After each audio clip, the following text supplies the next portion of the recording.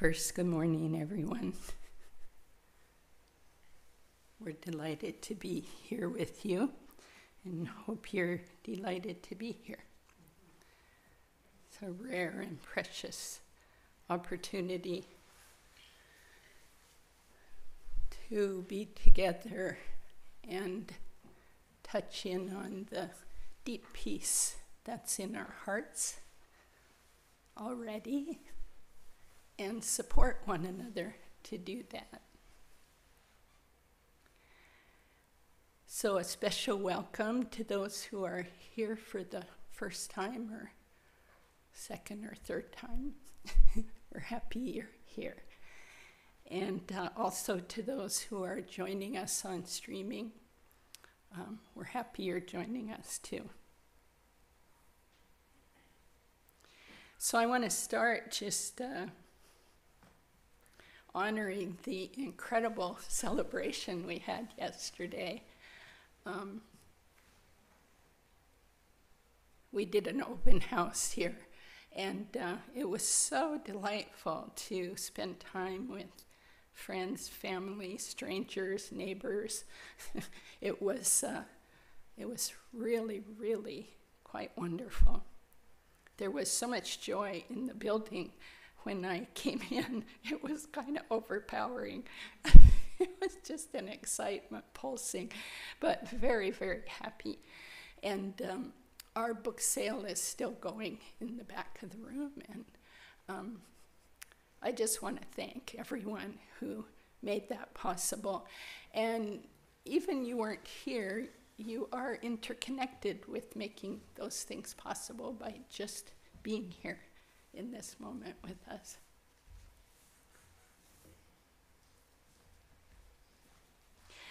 So today we will do our usual Sunday morning schedule, which is a brief kind of framework around particularly our refuge and bodhicitta prayer. And then some guidance in sitting in calm abiding meditation. And all of that will last about 45 minutes.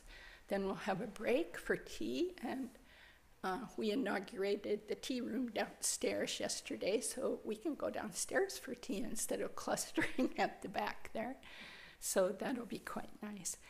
And after tea break, for those who can stay, please come back for a Dharma discussion.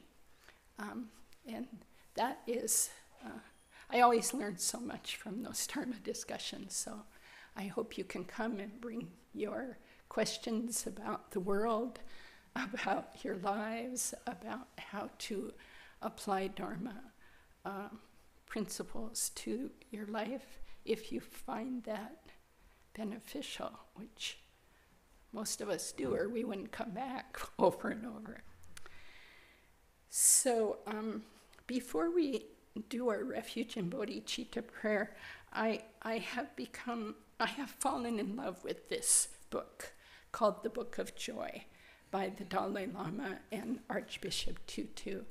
And I highly recommend it because these two elders have lived through so much.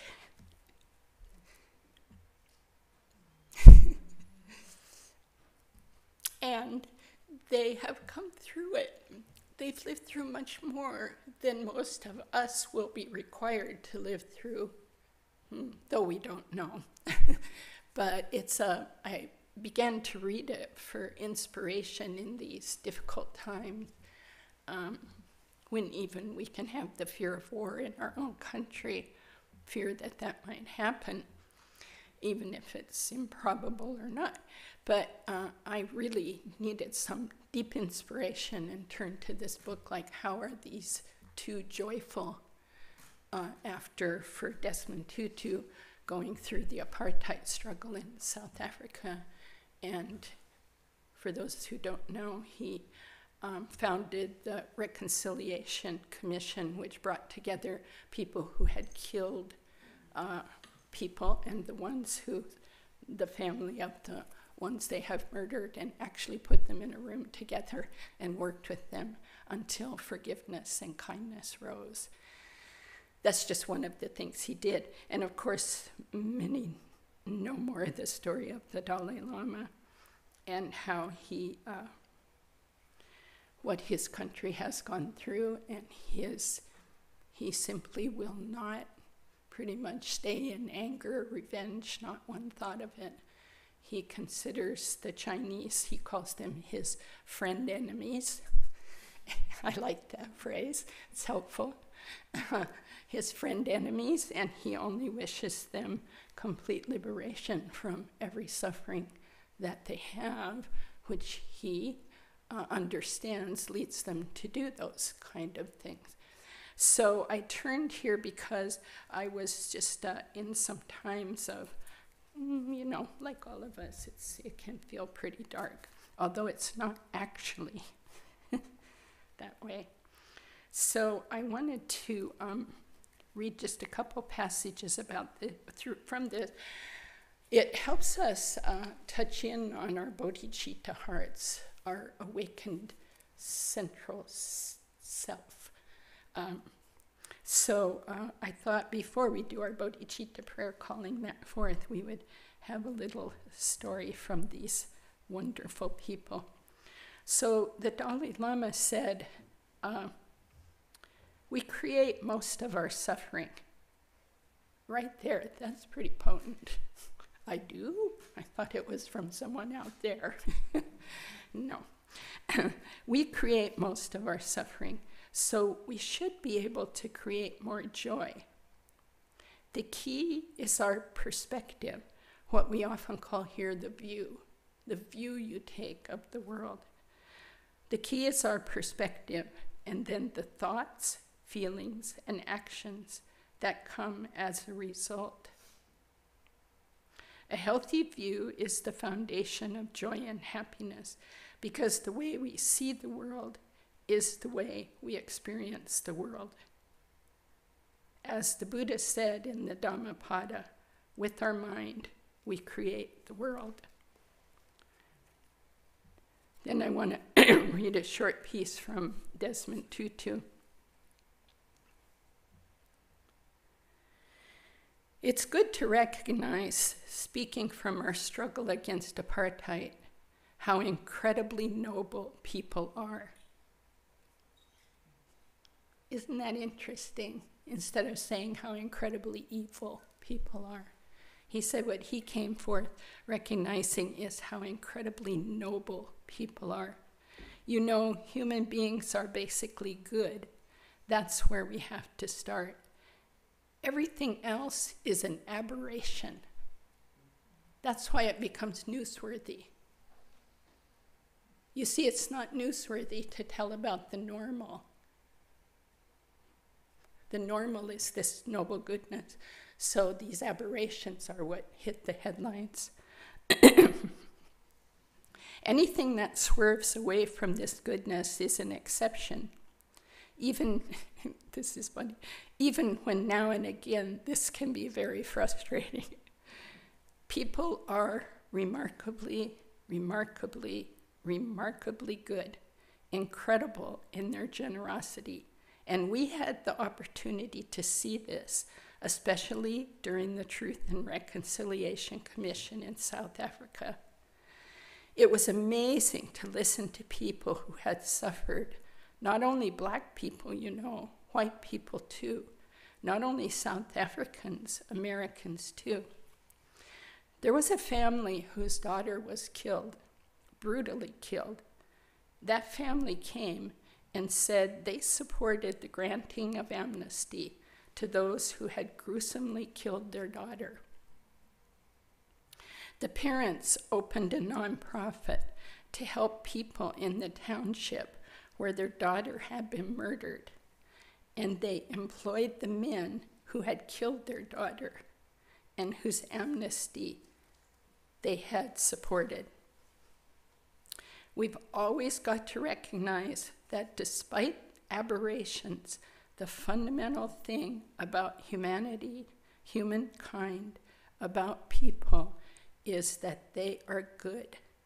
They were made good. Of course, he's Christian, so he says that. They were made good, and they really want to be good.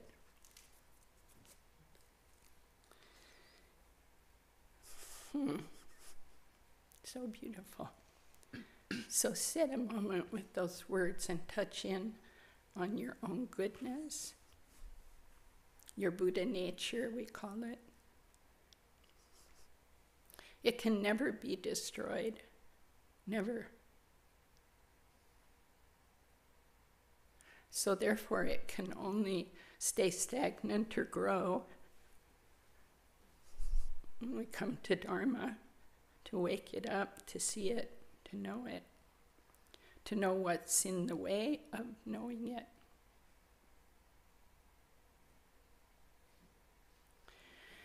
To do that, we need assistance from one another,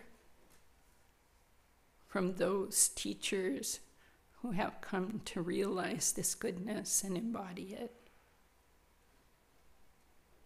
from the path that leads to it. And we also we have to work some to nurture this view in our hearts. So this is why we do this prayer, this recitation, and let's do that now to support our practice. Until the summit of enlightenment is reached, I and all beings go for refuge to the sources of true refuge.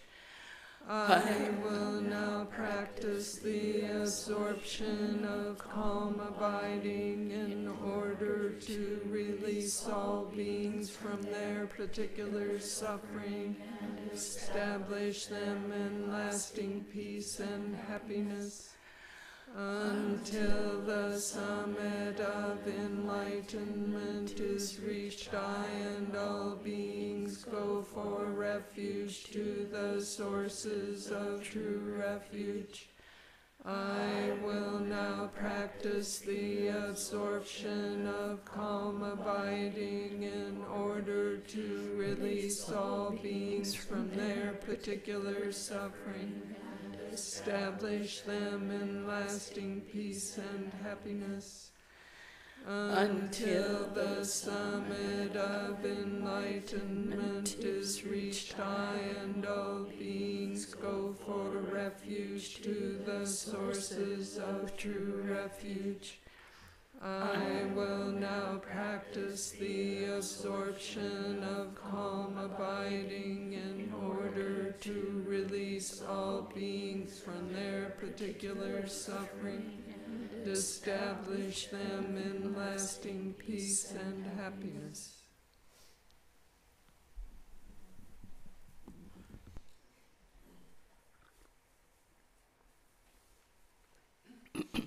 In that prayer, we say all beings. These words each word is so important, but so often in Dharma prayers we run into all beings, every being. That's the most challenging thing that Buddhism puts before us, that in our minds we can't leave the perpetrators out. We can't leave those we think are difficult out. In fact, they become the source of showing us where we're stuck, where we lack compassion. So they become very special to us in that way, or can, if we take that view of all beings, every being, none left out. So with that framework, what we do here at KCC is we now spend the time getting to know our own minds,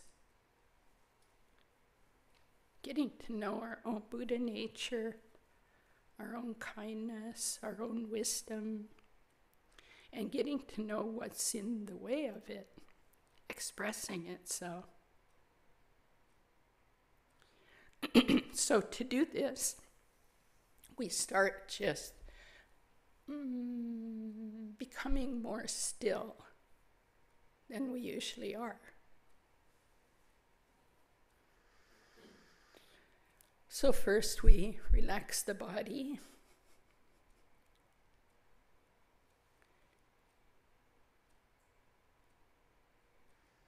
And throughout the session, if you're like me, you may need to remind yourself again in 5 or 10 minutes to relax the body, because I find I try to meditate. And then that's in the way of meditating. So just relax the body, yet have a really good, as good as you can, posture with no stress. Just knowing I'm present. My body is present here. This is where I am.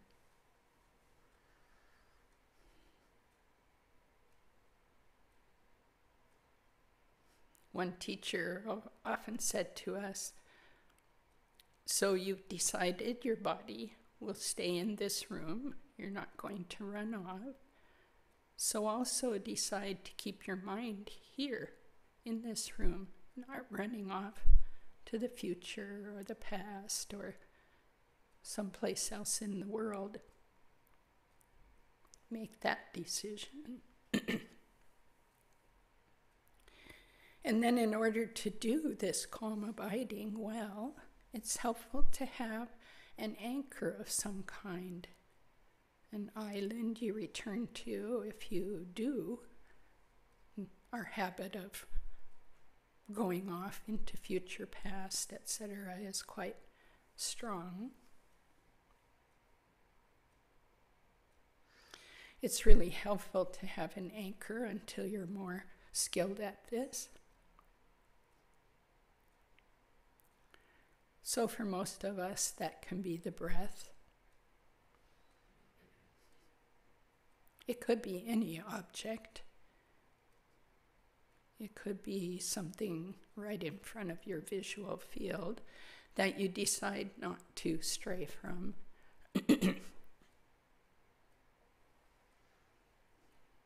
It could be a small, bright image of Shakyamuni Buddha, if you're familiar with that.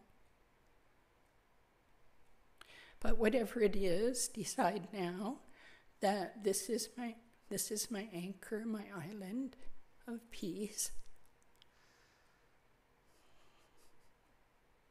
And when inevitably my mind will wander due to long habit, the moment I see that, I'll come back to this island of peace with no judgment on myself or my method, my habit, just with some joy that I saw that and I returned.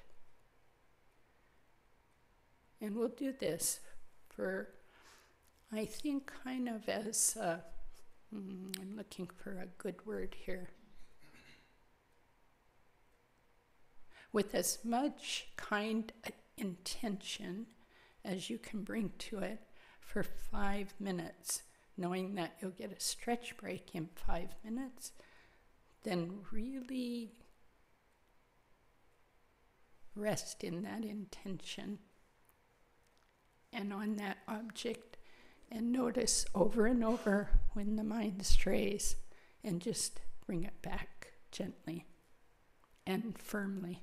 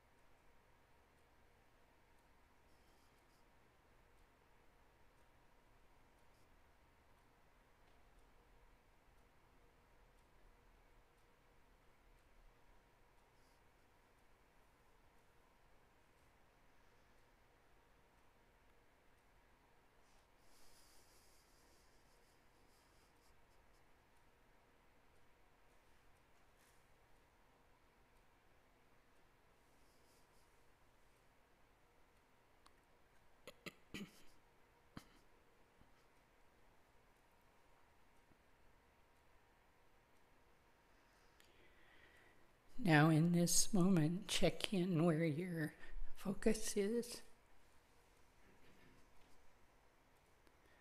Place it on your chosen object, your breath, or whatever you had chosen. Put it there again, gently and kindly.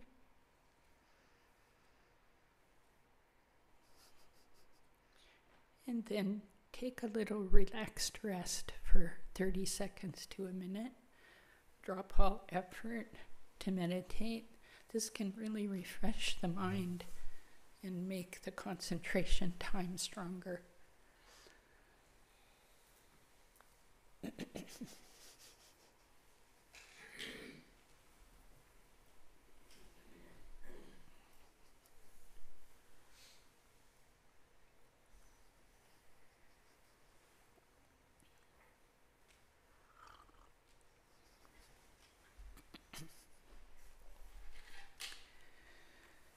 And when you're ready, come back to the focus again, gently, firmly.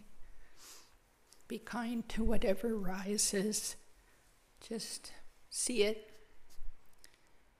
We can practice in this time to see what rises with neither grabbing at it nor pushing it away, just seeing it and letting it dissolve in its own natural way.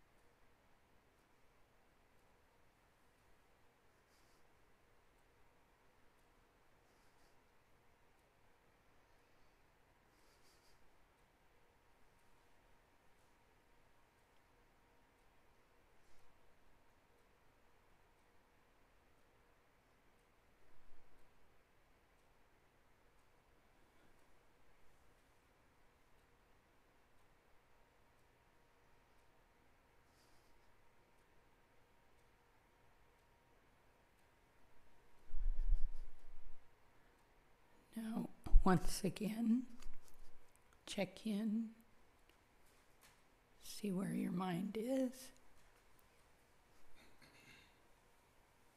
Fully supporting it, come to the object you've chosen.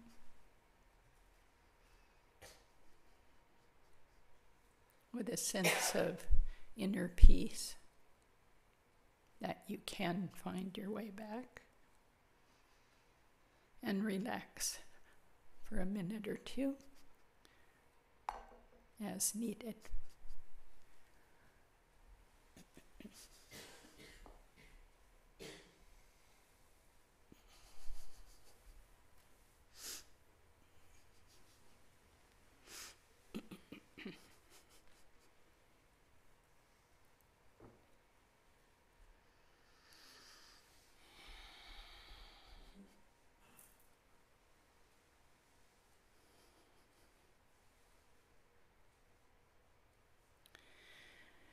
When you're ready, come back to your object of attention and check in again with your posture. See if you've gone tight anywhere.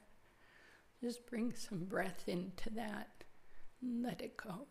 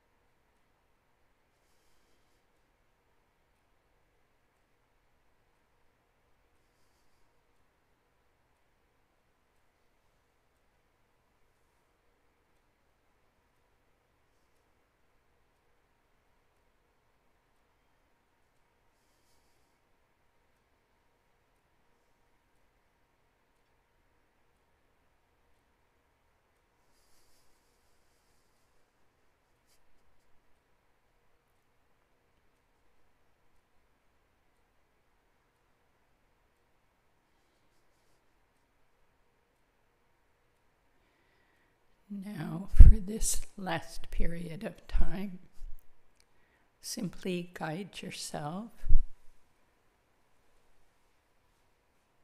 through these two different states we've been working on. The one of more intensity, more effort, just slight more effort. Be very clear which one you're doing. More effort for a few minutes. And then simply dropping all effort and relaxing. So try that on your own. Because truly, we need to guide ourselves in our practice. So we'll do that, excuse me, until Peg rings the final bell.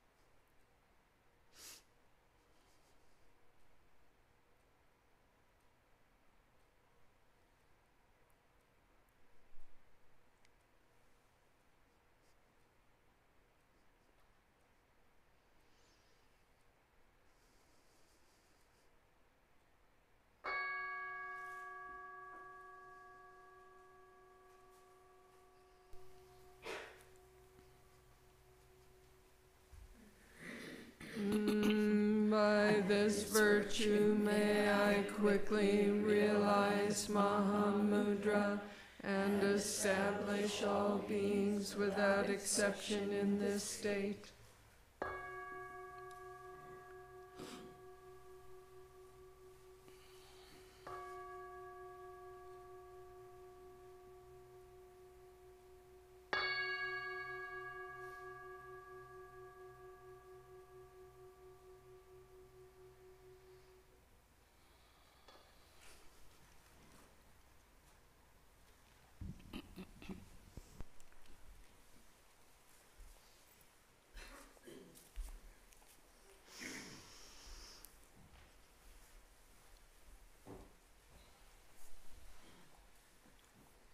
Thank you so very much. I think that's helpful to the world and our minds. So we have some, we can finally quit announcing October 21st. We announced it for a long time because for those of you who don't know it, it got set up and then pushed forward, and so we did it, and we did it quite well. But now we have other things coming up, and Bill, since you have one of the first ones coming, do you want to tell us about that? And then we'll have Julie tell about hers. Yeah. We'll give you the microphone. See, you also have mind training coming up, right? Yeah, mind training. On this Thursday. This Thursday. Thank you for the reminder. Mind training. It's a good opportunity to join in a discussion about ways that we can carry the Dharma in day-to-day life, how we can explore deeper. So that's a good group. Everyone is invited, and we're going to start a new text this Thursday, the 8 verses of thought transformation, which is quite potent. So please come if you can.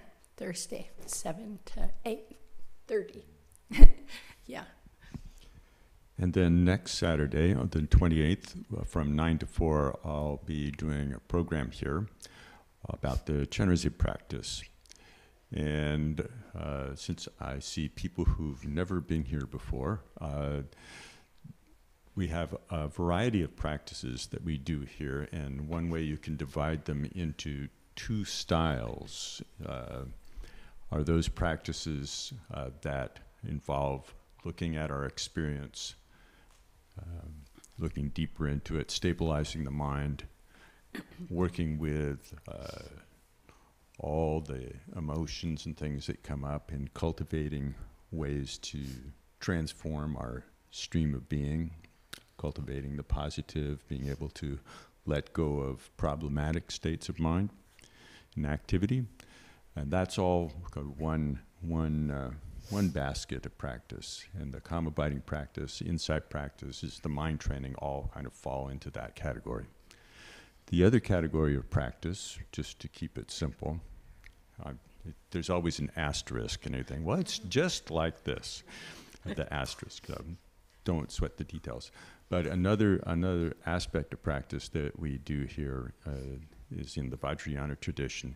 And the methods of practice there actually involve not so much the kind of cultivating gradually and pruning away the negativity gradually, but it's a way to actually introduce ourselves, step into it from the side of connecting with our pure nature, connecting with what it would be like to actually have our life revolve around profound insight and profound bodhicitta, or this wish for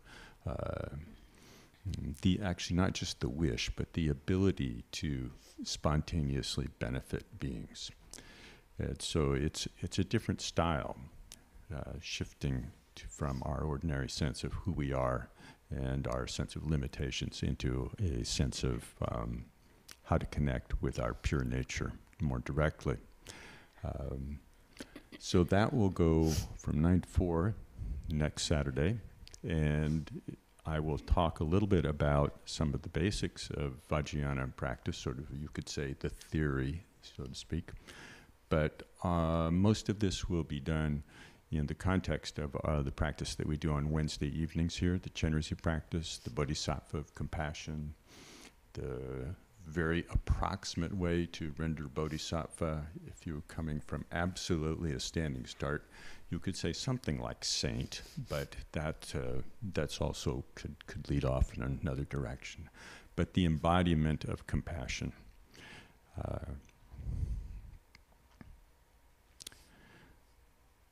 So when we do these practices, we actually imagine ourselves as this Bodhisattva. And I will use mainly guided meditation as a method to go into this, as opposed to doing a lot of explanation about how it works. The explanation of how it will work should come through the experience of actually doing the practice. These practices in general can be very elaborate or very, very simple. And there is a condensed form of the Chenrezig practice, and that provides us an opportunity to have a kind of a minimum of number of different steps, but within this, then we can find all these basic principles of the practice. So. Okay, so I'm asking Julie on the spur of the moment to please say something about her class, okay? She didn't know I was going to do that. Sorry. Thank you, Zopa. So you have to just talk right in the top. Yeah. So everyone is invited to the first 3 Saturdays in November, consecutive Saturdays, to join a workshop around there's more to dying than death. So it will be a combination of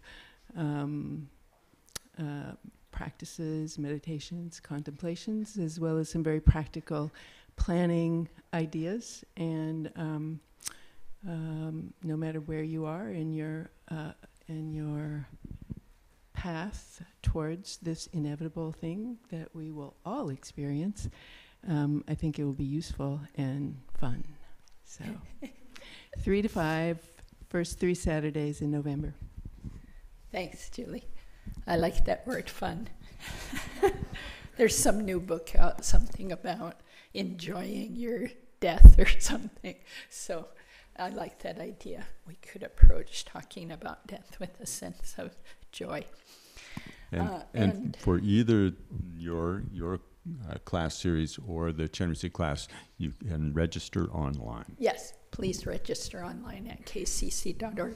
And then one more step forward, the second weekend in December, I've been saying the wrong weekend, on Friday and Saturday, I will be offering a 2-day non-residential retreat, but all day Friday, all day Saturday, practicing Tonglen. So people will be coming. You can come to parts of it, but it would be quite wonderful. It will be a sequential teaching and practice, but the beautiful practice of taking in suffering and giving out joy and happiness to all beings, which then results paradoxically in us feeling very relaxed and happy. So that will be soon up on the website to register for. I think that's it. Yeah, Salidra, please use the microphone. It's helpful. Thank you. Is it on? No, it's not on the little green light. We have Leanne here. Okay. For the first time. Leanne, Oh, welcome. is she there? Yes. Okay. Welcome. So I wanted to let you all know that she's here. And we had so many other people here yesterday, so we're moving and shaking. Thanks, Alitra, for welcoming new people.